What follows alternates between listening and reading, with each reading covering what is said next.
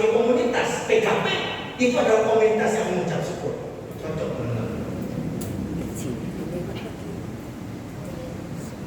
komunitas yang merespons dengan baik kasih karunia Tuhan.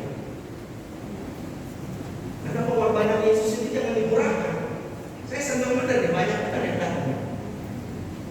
Kemudian PKB-nya begini juga. Ya, mereka punya visi kan ke depan ya, Pak Ketua 3 ya. Saya yakin PKB di sini akan maju.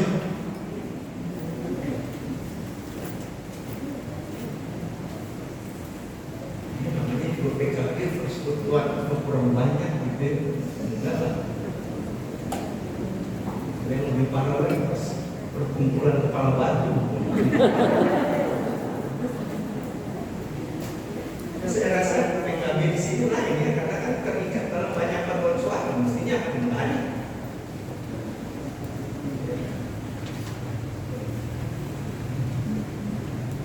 Jadi bagaimana kita merespons dengan ungkapan syukur? Saya ambil satu cerita ya. Yang mati di kayu salib terpaku itu berapa? 3 ya, Bapak Ibu ya, 3 ya. Dengan baik. Die for sin. Nah, lihat orang yang tak mengucap syukur. Dia bilang apa? Salah satu penjahat itu ya. Saya nggak tahu di kiri atau di kanan dia. Di paku nih. Karena nggak jelas ya di pakunya di mana. Tapi intinya ada satu penjahat di sini. Dia bilang apa? Kalau engkau raja, engkau Tuhan, turun kamu dari sini dan selamatkan kami. Betul ya? Sudah dekat dengan Tuhan, tapi nggak punya chemistry, nggak in sync namanya, nyatu, malah mengejek. Kita banyak juga orang dekat dengan Tuhan, seolah-olah dekat dengan Tuhan, tapi suka mengejek, mengeluh. Hari ini kita mesti belajar yang berbeda, karena kalau udah mengeluh, berputus asa, berkeluh kesah, lalu kemudian mau tampil, biasanya saya sudah banyak sekali pengalaman ya, minta maaf ya. Kalau ada masalah di jemaat, pada saat saya masih sinode, saya akan periksa keluarganya. Biasanya kalau keluarganya nggak beres, begitu tuh, lalu ini jadi apa namanya, jadi troublemaker. Sama seperti penjahat ini, sudah dekat dengan Kristus, tapi justru mengejek. Ini namanya, ujungnya dia mati di dalam dosanya. Ini namanya die in sin. Sama-sama bilang, die in sin. Mati di dalam dosa-dosanya. Kalau orang nggak bersyukur dan menggrab itu anugerah Tuhan itu, dia akan mati di dalam dosa-dosa. Tapi perhatikan penjahat yang satu lagi. Penjahat yang satu lagi bilang begini, Tuhan, kalau saya ini memang orang yang berdosa, kalau bahasa sekarang bilangin, itu penggorengan di neraka udah siap buat saya. Saya pelayanan nggak pernah, doa saya juga, baca Alkitab juga nggak pernah, talenta saya nggak kembangkan, dosa saya seabrek, pasti saya akan mati di penggorengan ini. Makanya dia bilang apa? Saya pantas diperlakukan seperti ini. Tapi kalau engkau sudah ada di Firdaus nanti, ajak saya.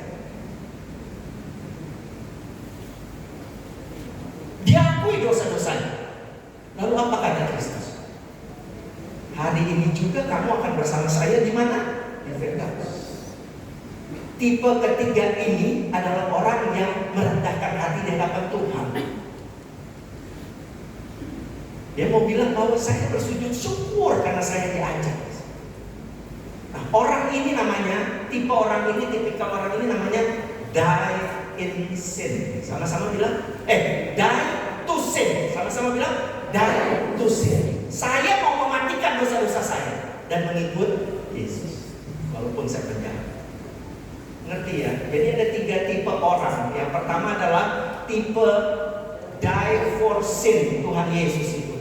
Yang kedua adalah tipe die in sin, orang yang mengejek mati dalam dosa-dosanya. Kita nggak Jangan bilang bahwa ya gue pernah gunakan waktu luang gue sebelum masuk ke waktu yang sempit. Sudah begitu di dalam nanti sempit. Jadi sekarang YOLO aja. You live only once. Itu YOLO, ya. You live.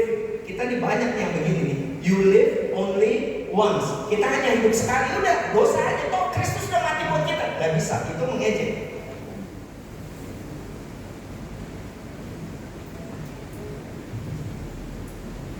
Die to sin artinya bersyukur, berterima kasih dan mematikan dosa-dosa kita hidup di yang baru. 1 Petrus 2 ayat 9 dan 10 mengatakan, dulu engkau adalah ada di tempat yang gelap, sekarang kita di tempat terang, lakukan yang terbaik buat Tuhan. Jadi persekutuan kita ini mesti melakukan yang terbaik karena mengucap syukur, berterima kasih. Die to sin, saya matikan dosa saya bersama-sama dengan teman-teman saya, satu persekutuan ini melakukan yang terbaik untuk Tuhan. Bertolong-tolongan, rendah hati, kebersamaan, saling menguatkan, baku tongkat, bukan baku congkel. Ngerti ya? Ini dasar kita, bahwa persekutuan yang kuat harus diisi oleh orang-orang yang memiliki karakter kuat, karakter bersyukur.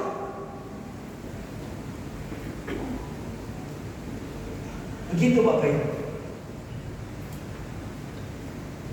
Kalau persekutuan kita udah berorientasi yang kepada kita, diri sendiri, egosentris, bahaya. Kita bisa saling menjatuhkan satu dengan yang lain karena orientasinya kita. Nah, bagaimana kita mau menjadi perempuan-perempuan yang punya ketangguhan ini? Tidak abal-abal. Persekutuan kita bukan kaleng-kaleng, tapi persekutuan yang benar-benar diisi oleh orang-orang yang punya karakter kuat. Sekali lagi, supaya dengan karakter yang kuat kita menyatu dan jadi berkat. Karakter yang kuat itu berarti kita sehati, sepikiran dengan Kristus. Oleh karena kita sehati dan sepikiran oleh Kristus, maka kita menjadi penyangga sinar kemuliaan Tuhan. Bagaimana caranya? Nah, kita lihat nih sekarang, kita bahas satu persatu ya, saudara-saudara ya, ibu-ibu yang terkasih ya, ibu-ibunya luar biasa nih, bajunya keren-keren, dahsyat nih, nggak pantas dipanggil ibu-ibu sebetulnya, rambutnya juga banyak yang jadi bule, ya. Mama Naruto ya. Nggak pantas dipanggil ibu-ibu kayaknya, pantasnya dipanggil teruna. Tante bukan nona. Kita buka ya sekarang ya 2 Petrus 1. Tadi kan ayat 3 dan 4 ya. Tadi udah bicara panggilan, bahwa panggilan itu harus kita respons dengan ungkapan syukur. Karena panggilan itu memurnikan kita. Kita yang tadinya berdosa direkonsiliasi, disatukan kembali dengan Tuhan. Kenapa? Yuk ayat 4 kita baca. Mari kita baca ayat 4. Karena ada janji Tuhan. 2 Petrus 1 ayat yang keempat. Mari kita baca keras ya. Dan cepat ya. 1, 2, 3 ya. Yes.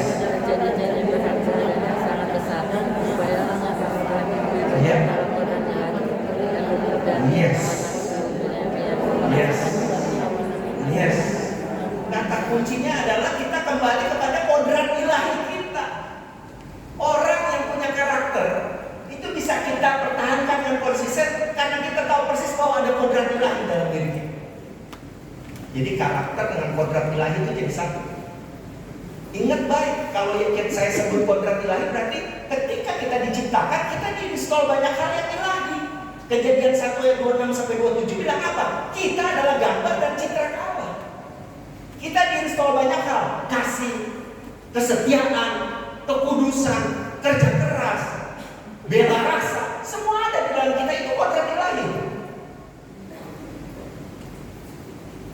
Jadi kita dikembalikan. Setelah kita sadari bahwa kita punya kodrat ilahi, bahwa roh Tuhan ada di dalam kita, sekarang kita isi hidup kita dengan apa? Yuk 5, mari kita baca ayat kelima. Iya, 3, 2, 1 ya. Justru karena itu kamu harus dengan sungguh-sungguh berusaha untuk menambah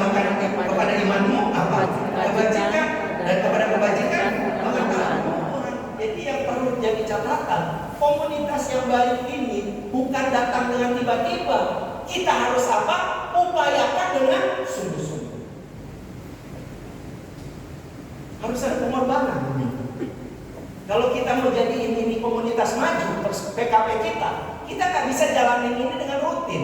Harus berusaha dengan keras supaya kita menjangkau sebanyak orang dan kita lakukan kegiatan-kegiatan untuk menghadirkan apa? Dampak.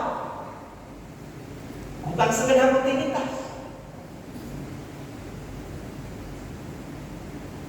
Karena seringkali kita terjebak pada rutinitas. Kalau terjebak pada rutinitas bahaya. Kenapa? Karena yang datang sebenarnya mau mengharapkan apa sih? Asupan makanan rohani. Tapi yang kita lihat misalnya, maaf ya, pengurusnya selfie dulu. Umpamanya, ya. Selfie aja gak selfie. Sibuk rapat.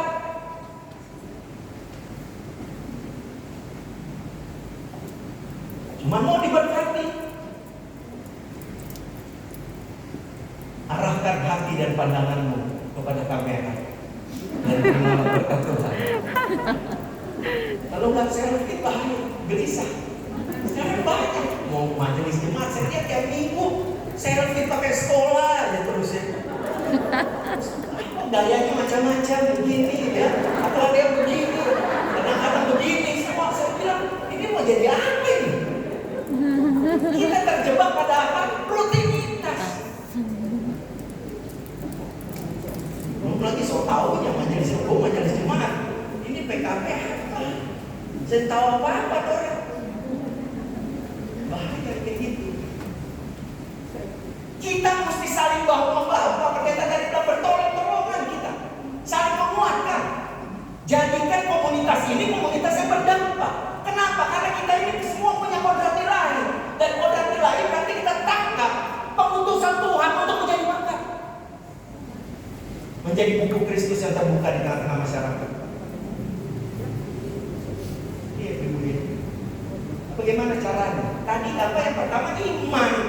Bahwa kita ini percaya sepenuhnya pada Tuhan. Bahwa kita selamat karena kemurahan Tuhan semata. Karena kasih karunia. Dan setelah iman, yang kedua apa? Coba lihat di sini. Apa? Kebajikan. Pengetahuan dulu apa? Kebajikan. Kebajikan dulu baru pengetahuan. Mesti baik-baik. Kebajikan. Virtue of faith. Jadi iman, kebajikan itu mata uang bersisi ganda. Kalau iman tanpa kebajikan itu sama dengan mati. Jangan kita cuma iman urusan ke atas, kita lupa bahwa Yesus itu turun ke bawah, bukan cuma di atas. Artinya apa? Kita juga mesti memperhatikan saudara-saudara kita, terutama yang menderita. Kebajikan. Coba kita buka Matius 25 ayat 40. Mari kita baca keras ya. Supaya kita tahu bahwa tujuan kita ini berkumpul apa sih? Matius 25 ayat 40. Matius 25 ayat 40. Mari kita baca. Ibu-ibu PKP penting nih. 3, 2, 1. Ya. Dan raja itu mengetahui Ya. Sesungguhnya segala sesuatu yang kamu lakukan untuk salah seorang dari saudaraku yang paling hina ini, kamu telah melakukan. saya pakai bahasa agak beda ya. Segala sesuatu yang kamu lakukan kepada saudara-saudari Kristus yang paling hina ini, kamu melakukan untuk aku. Jadi kita duduk di sini mesti jadi berkat berdampak untuk mereka yang menderita. Di sini banyak yang duduk nih, mukanya tersenyum saya lihat. Tetapi apa? Saya nggak tahu isi hati ibu-ibu sekalian. Jangan ada yang ditinggal oleh suaminya. Terus saya pulang. Kalau nggak pulang, jangan bilang ale balik kita hantam, jangan. WA aja. Tuhan ada di mana-mana. Supaya dia pulang. Mungkin ada yang lagi punya masalah ibu-ibu, saya nggak tahu. Mungkin ada yang lagi dengar saya tiba-tiba yang matanya menetes, karena memang lagi bermasalah. Disinilah perlunya kita untuk saling menolong satu dengan yang lain. Jadi pendengar yang baik, jadi pendoa yang baik. Makanya untuk berdampak itu nggak perlu kaya.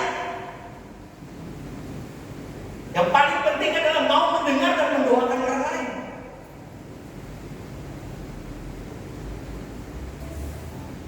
Kita nggak tahu ibu-ibu ini ada masalah apa, kita nggak tahu. Bohong kalau nggak ada yang bermasalah. Persekutuan ini mesti menjadi persekutuan yang berpihak kepada penderitaan orang lain. Itu kebajikan.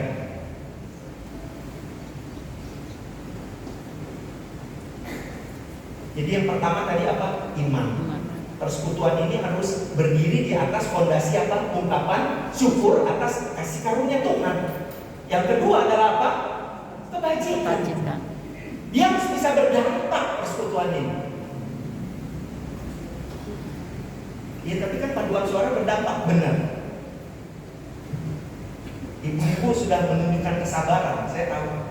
Paduan suara itu nggak semuanya pintar nyanyi, benar nggak? Untuk menerima yang nggak bisa nyanyi aja udah luar biasa. Jadi komunitas Menara Kasih itu luar biasa. Tambahkan lagi, jangan cuma bagus untuk PKP, untuk PKLU bantu. Iya, PKP dibantu. Kalau ada yang bisa main angklung, ngajarin mereka angklung. Sabar. Kalau angklungnya bunyi sendiri, so tremor itu biasa. Sabar. Tahan diri aja, nggak usah marah-marah, ya kan? Tapi jadi PKP ini dia mesti jadi jembatan yang dinamis sebenarnya. Antara yang muda sama yang tua. PKP ini penggerak yang luar biasa di DPD sejak dulu. Makanya jangan bergeser ya. Jangan bergeser dari komunitas penggerak menjadi komunitas yang foto dan yang lain-lain. Itu boleh, tapi jangan lupakan bahwa tujuan daripada pelkat PKP itu untuk jadi berkat. Mulai dari keluarga. Jadi yang pertama apa? Iman, terus apa? Kebajikan. Yang ketiga apa? Pengetahuan. Tambah lagi pengetahuan. Ini namanya tangga kebajikan ya, kita bicara ini. Kalau dalam Alkitab bahasa Inggris sering disebut tangga kebajikan. Yang pertama dasarnya adalah apa? Iman. Yang kedua apa? Iman harus ditambah dengan kebajikan. Kebajikan ditambah dengan apa? Pengetahuan. Knowledge is power. Ibu-ibu mesti tambahkan pengetahuan. Kalau nggak bisa masak, baik nonton YouTube. Belajar ibu-ibu. Kalau misalnya ada kekurangan apa? Belajar. Dengan belajar kita dapat pengetahuan. Dengan pengetahuan kita dapat ilmu. Kalau ilmu itu diberlakukan, kita dapat apa? Skill. Dan skill pays the bill. Skill itu bayar keperluan rumah tangga kita. Kalau tadinya kita nggak bisa masak, kita belajar masak, akhirnya buka catering, top.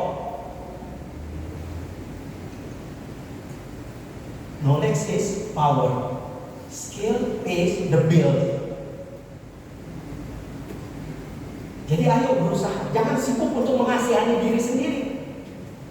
Kita so tua, kengkok, kesok, lomek, dan macam-macam. Stop ya kayak gini. Stop mengasihi diri. Ayo berubah. Tambah pengetahuan. Kan ibu-ibu juga mau kan? Majelis-majelis, kita banyak majelis juga ada di sini ya. Ayo, saya lihat ada Udin. Majelis Jumat kan ya, Udinnya juga. Mari majelis Jumat tambah pengetahuan supaya nyambung. Ketika ngobrol, Ureni ada nggak? Nggak ikut ya? Kerja, belum pulang. Jangan majelis perkunjungan ke dokter suami Ureni. Saya main Mario ya. Dokter Mario luar biasa. Senang kita melihatnya Dokter Mario suka menyanyi. Kita lihat di sosial medianya itu ada menyanyi. Lagunya mantap. Di antara hatimu, hati. Ada tuh. Kita lihat Dokter apa Reni, Bu Reni sama Dokter Sekret nyanyi luar biasa. ternyata suaranya bagus. Kita baca dokter Mario itu SPKJ. Maksudnya bagaimana, apa hubungannya SPKJ dengan menyanyi? Ya, itu kan spesialis hidung jemaat. Udah ini nggak ngomong apa? Kan spesialis hidung jemaat itu spesial kesehatan jiwa. Kalau urus nggak sampai jiwa, kalau nggak ada masalah. Kunjungannya seperti apa? Jadi nggak tahu mau apa datang sini. Oh, kita mau berdoa, sama mau kasih tahu, tapi anak itu lagi sakit, tenggorokannya sakit. Sepertinya ada ambeien di situ. Bukan ambeien, itu amandel. Kalau kita salah-salah bicara, ya, nggak punya pengetahuan yang cukup, nanti kita dipermalukan, ngerti?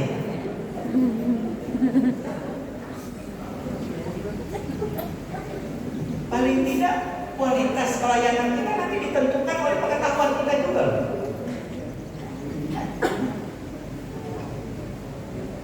Ya ibu, sapi minum? Cepat bu.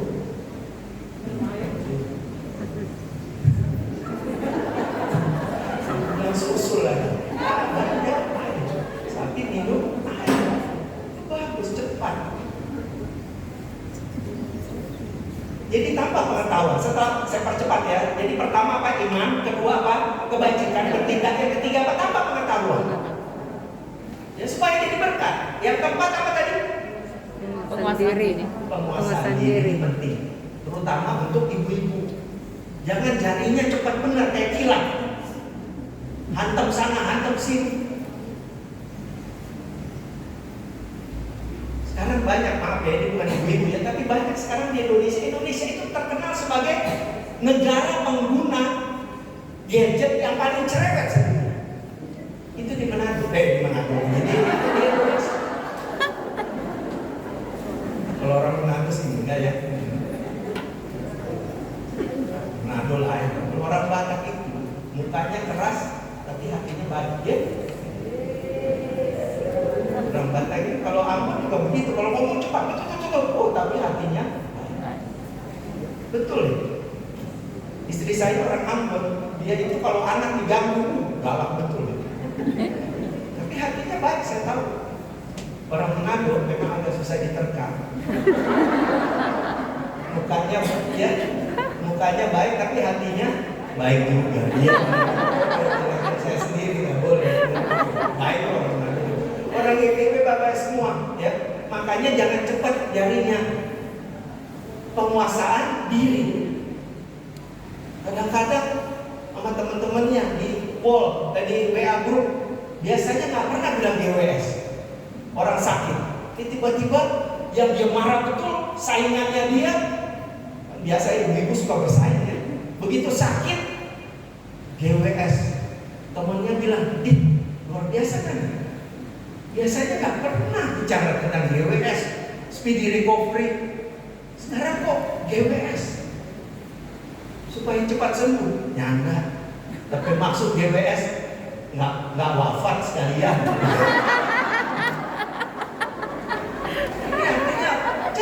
Jarinya.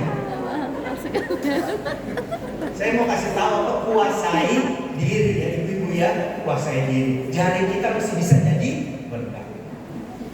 Jangan udah dibilang mana, sesek orang Manado bilang, kok GWS itu gak wafat sekalian.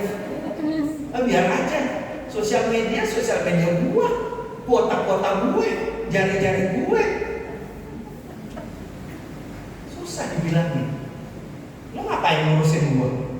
Kalau mau ngurusin sekalian bayarin token gua, bayarin makeup gua. Sekalian semuanya bareng. Kok repot sih gini aja? Kalau gua sih udah gua klik, ya habis. Iya sih itu habis. Tapi yang terima itu yang gak enak, sakitnya tuh di sini. Kuasai diri. Jangan sudah jadi komunitas bersyukur tapi gak bisa kuasai diri. Banyak contohnya, orang beriman tapi nggak bisa kuasai diri. Udah nggak usah bicara orang Kristen. Ini ya, tahu yang bintang film itu sinetron yang baru ribut, tahu ya ceritanya ya? Waktu nikah sampai diekspos begitu rupa.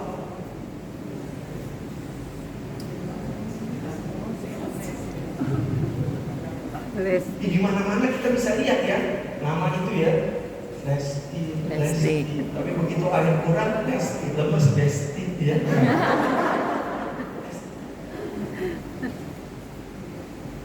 Bayangkan, kelihatannya harmonis benar, tapi tiba-tiba karena hobi olahraga bulu tangkis, semua gerakan dilakukan, smash, overhead, backhand, forehand, semua kena sampai banting.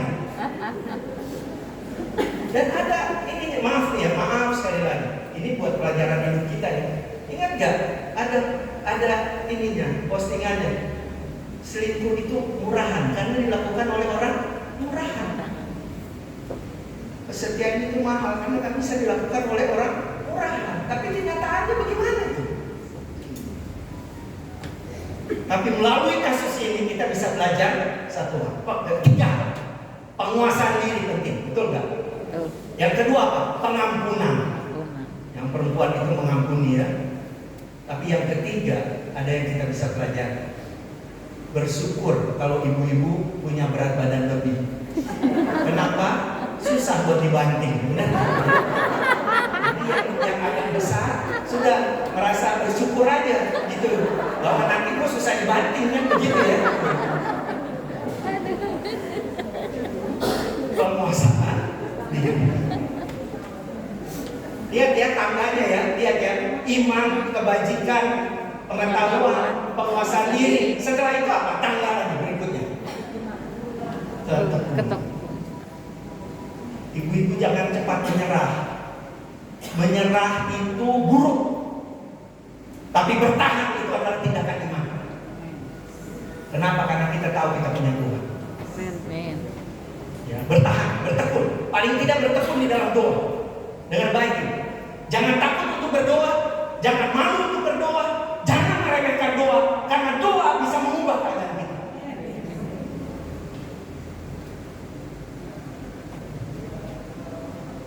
Bertekun. Gak ada bekas anak, biarpun dia nggak mau dengerin kita, gak ada bekas anak. Berdoa. Satu saat dia pasti kembali.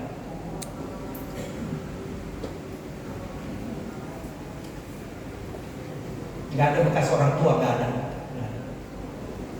Lakukan yang terbaik untuk orang tua kita, walaupun kita punya hubungan yang gak baik dengan orang tua kita. Lakukan yang terbaik dan doakan terus, karena makin tua makin seperti anak kecil kadang-kadang ya.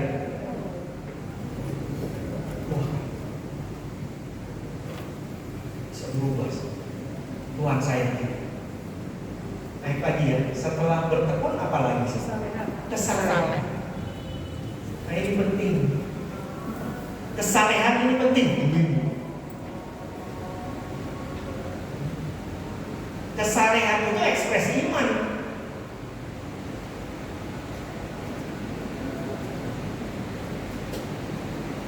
Harus satu lagi nih, ayat yang buka ya.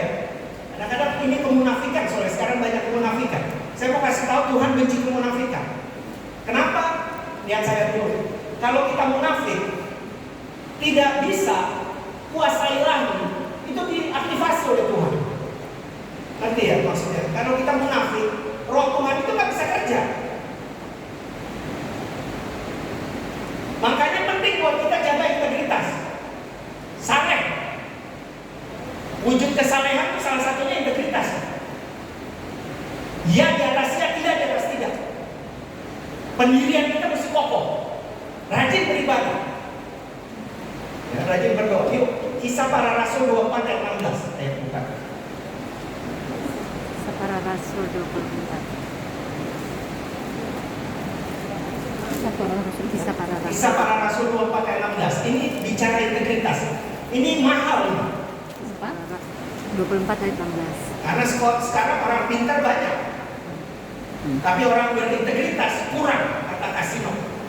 Ini Kasino yang ngomong, orang jujur Indonesia ini kurang. Kalau orang pintar banyak, yuk kita baca ini. Kenapa? Karena gak takut Tuhan. Yuk, Kisah Para Rasul 24 dan 16 keras ya. 3, 2, 1 ya. Sebab itu aku senantiasa berusaha untuk hidup dengan nurani yang murni di hadapan Allah dan manusia. Untuk apa?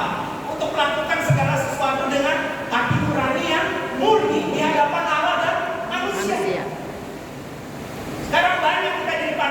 seolah-olah saleh benar, tapi di hadapan Tuhan, di hadapan Tuhan itu saleh, tapi di hadapan manusia, waduh lain lagi.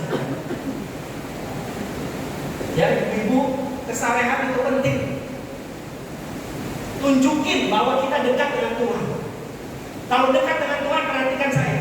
Yang pertama, intimasinya dapat. Kita intim dengan Tuhan. Kita bangun pagi-pagi, kita langsung ingat Tuhan. Bukan buka WA. Buka WA isinya pinjaman online aja. Soalnya aplikasi online-nya 9, aplikasi Alkitab itu mana tuh?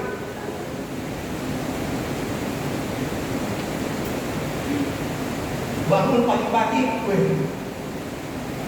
orang aja Syahrini belum namanya yang prospek, Syahrini yang closing, gak ada urusan belum namanya.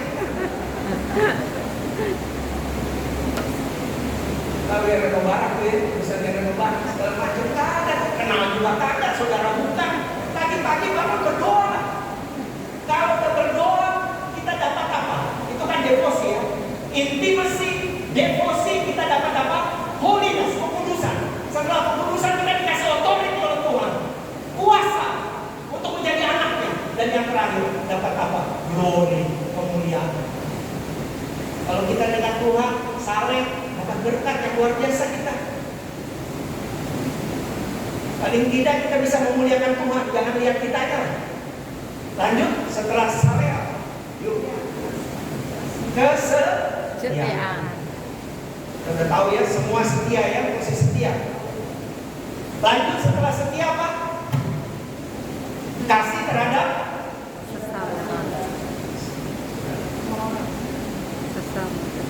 kasih terhadap apa? Sesama. Kalau kita mau mengasihi keluar sana ke tengah masyarakat, kasih dulu keluarga. Jangan harap kita bisa jadi berkat di luar sana kalau keluarga kita berantakan. Ibu-ibu mesti jadi pusat kebijaksanaan, nasihat dan doa di tengah keluarga. Terus aktif di persekutuan ini, baru aktif keluar. Kasih terhadap sesama. Sekali lagi ya, bapak-bapak saya berpelayanan. Kalau udah bagus saya luar biasa. GPIB ini paling bagus ini, karena semuanya sebenarnya udah punya kita modal. Belajarnya dari orang Batak. Batak mana? Orang Batak sih. Ada Batak mana orang Batak? Lumayan banyak. Yang pernah dengar Parhobas?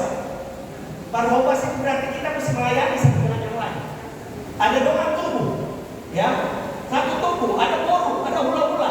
Jangan harap kalau jadi boru itu bisa dilayani. Dia mesti melayani. Kalau jadi hula-hula, dia dilayani. Orang Batak begitu saling melayani. Belum ada marka robohnya, ada nomornya. Jangan harap orang yang nomornya lebih besar bisa duduk di depan yang nomornya lebih kecil di pesta adat. Jangan harap. Betul ya ibu dari Batak?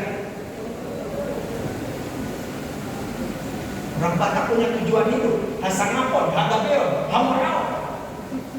Kalau digas lagi hati koran, tambah lagi hagabeon. Artinya ada prestis, ada kekayaan, ada keluarga, ada nama baik. Hati koran itu dengan nurani yang bersih. Kalau ditambah dengan parhobas yang luar biasa, saling melayani satu dengan yang lain. Sama kita semua. Orang Manado juga setau timoto. Saya hidup untuk menghidupkan orang lain. Saya belum hidup kalau belum menghidupkan orang lain. Makanya orang Manado suka pesta, suka makan-makan. Bukan karena sombong, tapi orang Manado mau menghidupkan orang. Terlihat besar ya? Makan. Orang Manado itu sukanya makan.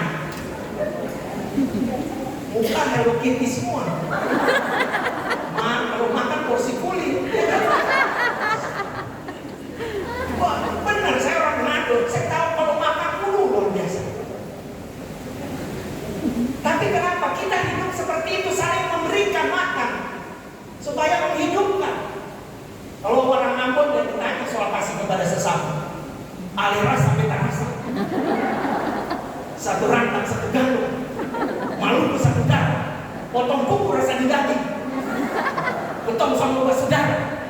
Kalau ketong sama ubah saudara, ketong kawin yang siapa yang bisa.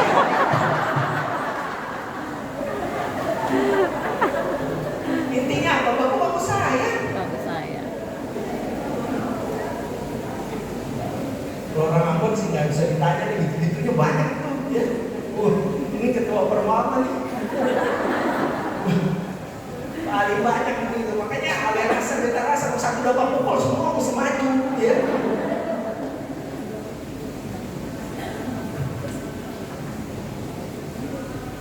Kasih terhadap sesama. Jangan marah-marah juga orang apa, kalau marah-marah ngeri ya. Supaya alih tahu ya. Alih bikin sarjana beta.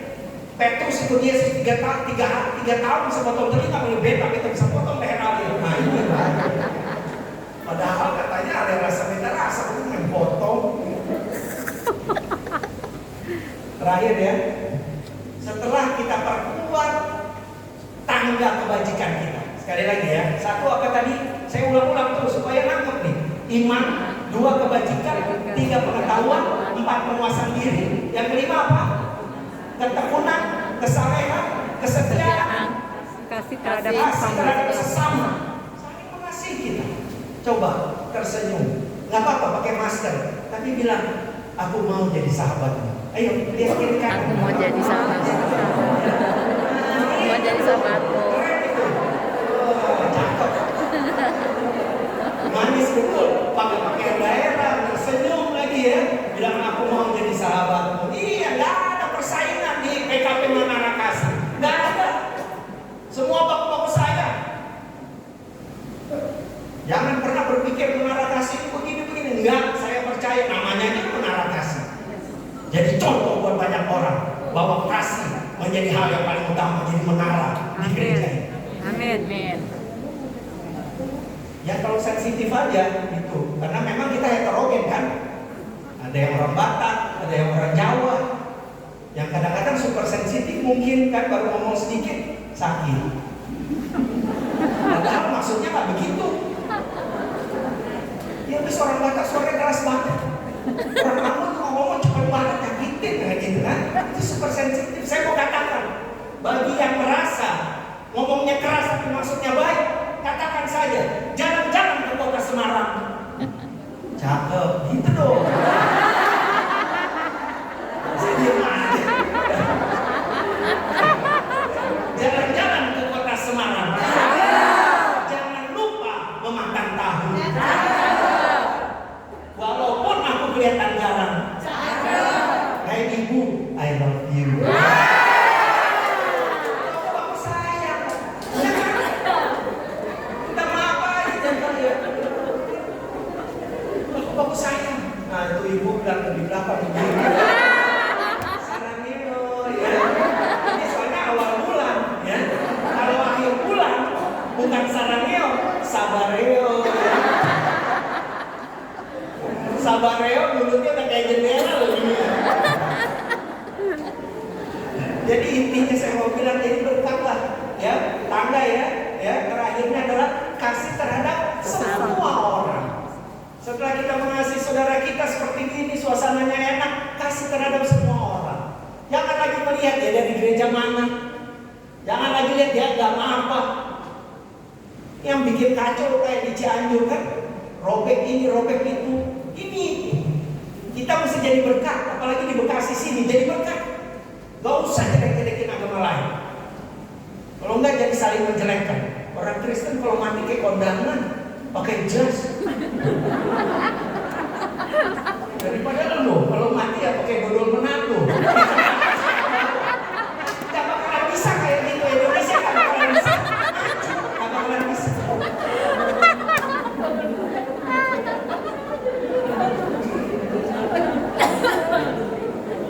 Kalau yang dibakar, kayak kompor dibakar, bilang kacau yang kayak begini. Jadi stop lah kayak gitu. Gak usah baku-baku sayang kita sebagai orang Indonesia. Indonesia satu kok. Yang terakhir juga dengan denominasi lain. Kita ini satu Tuhan. Gak usah berpikir bahwa dia begini, dia begitu. Saya sering tuh, apa itu? Dari mana? GPIB. GPIB itu nggak rohani, nggak alkitabiah. Kalau baptis tuh dikepret. Mau dikepret? Dalam hati gue udah nafsu dikepret. Saya sering kemana-mana, tapi saya tetap GPIB. Saya GPIB keras. keras dari lahir sampai sekarang saya putus-putusan GPIB. Surat baptis saya GPIB. Saya kalau dibilang dikepet gimana sih, saya mau bilang kenapa nggak bilang ciprat ini sekalian. Itu baptisan rasul. Suka kemana-mana itu. Kalau di padang pasir bisa penyelam. Pakai air muda belum saya bisa. Ya kan? Sekarang baptis aja di masa lalu. Enggak, itu salah, itu yang percik salah. Loh, salah. Yang nyelam apa lagi? Itu enggak ekologis. Maksudnya bagaimana? Ya ditetes. Pakai pipet.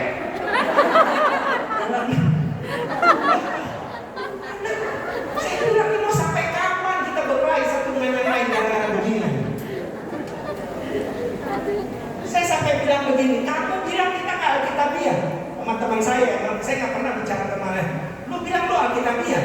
Sekarang gue tanya, lu di baptis selam di mana? Di kolam renang. Itu Alkitabiah. Harusnya dibaptisnya di mana? Di Sungai Yordan. Tikungannya di mana? Tikungan Yordan sebelah mana? Gak pas itu pasti. Benar nggak? Mau sampai kapan kita berkelahi gara-gara begini ya? Udah deh, kita satu Tuhan. Efesus 4 bilang satu baptisan kita. Satu iman. Mari kita jadi berkat. Mari kita perkokoh karakter kita. Karena itu yang paling penting. Kita berpendirian kuat. Kita punya identitas orang GPIB, tapi bukan berarti semua kita mesti GPIB kan. Yang namanya jadi misi itu adalah memindahkan orang dari neraka ke surga, bukan pindahin gereja. Ngerti ya? Udah masing-masing dan identitasnya, tapi kita satu tubuh untuk saling mengasihi satu dengan yang lain. Terakhir ya, saya ini terakhir dari yang terakhir. Memang kalau di menara kasih itu mengasihkan ya, kita jadi terus aja ya. Karena orang-orangnya enak ya. Suka dansa sih semuanya. Pokoknya menara kasih itu semua pergerakan PKP-nya atau majelisnya kelihatan di Facebook. Karena aktivis Facebook semua ini. Jadi saya seperti walaupun jauh tapi dekat loh. Seperti ikatan cinta begitu ya. Aku meminta walau tanpa kata cinta berupaya. Engkau jauh di mata tapi dekat di hati. Nonton semua nih. Jadi kita begitu ya. Kita udah jauh di mata, kita punya permasalahan masing-masing, tapi biarlah kita berdekatan di dalam doa, saling menopang satu dengan yang lain. Yang tangga iman ini, tangga kebajikan ini ya, supaya bisa jadi berkat. Latih diri kita terus. Kita percaya kalau Tuhan sedang memilih kita jadi pengurus PKP, jadi anggota PKP, Tuhan juga akan menyempurnakan langkah layan kita. Amin. Gak usah takut. Jangan merasa bahwa kita ya, ini kayaknya hidup gue sulit, bagaimana gue jadi berkat. Dengar nih, dengar. Ini terakhir dari terakhir. Saya juga mesti persiapan soalnya ya. Mesti takut kecekutan repot. Saya cuma mau bilang satu gini supaya terakhir, supaya cepat. Iya, tapi gue bermasalah. Hidup saya bermasalah gitu. Nah, bagaimana bisa jadi berkat? Dengar. Pemazmur bilang begini dalam Mazmur 23 ayat yang keempat. Sekalipun aku dalam lembah kekelaman, aku tidak takut. Karena gada dan tongkatmu itu. Dengar, lihat saya. Sekalipun aku dalam lembah kekelaman, artinya dalam lembah kematian, udah mau mati. Ini pemazmur ini Daud ini. Dan dikejar-kejar sama mertuanya sendiri. Saul itu mertuanya loh. Tahu ya? Jangan nggak tahu lagi. Jadi kalau ribut sama mertua itu biasa ya. Orang Daud aja dikejar sama Saul ya. Apalagi kita ya. Sabar aja, pokoknya sabar berdoa. Ingat baik ya, berdoa aja ya. Gadamu dan apa? Tongkat. Dengar. Gada itu berarti kayu tebal pendek yang dipakai untuk memukul binatang. Jadi musuh dan jarak dekat Tuhan